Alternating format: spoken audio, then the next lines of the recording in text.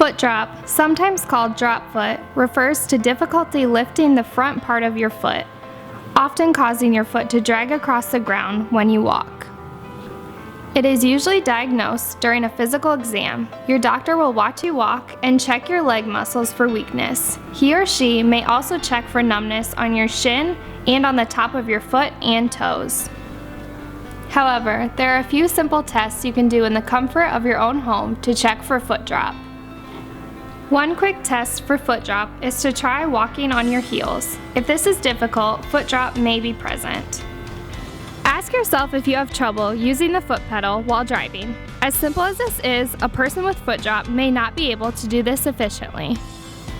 Another simple test you can perform is stair running.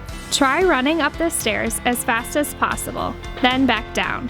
If the muscles that control dorsiflexion are dead or damaged, you will not be able to do this. You can also try stair jumping. Stand at the bottom of a staircase. Jump to the next step, landing on both feet at the same time. Repeat a few times. And finally, try standing on one foot. It's okay if you lose your balance a few times. If you have foot drop, you will not be able to balance at all, or improve, no matter how many times you try. If you can perform all of these routines regardless of clumsiness or fatigue, then you likely do not have foot drop.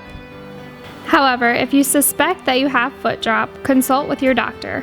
Foot drop is often a symptom of an underlying neurological, muscular, or anatomical problem. If you have any questions, feel free to contact us at support@braceability.com or call us at 866-712-7808.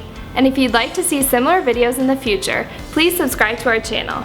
Also, click here to learn more about our dorsal night split for foot drop and more.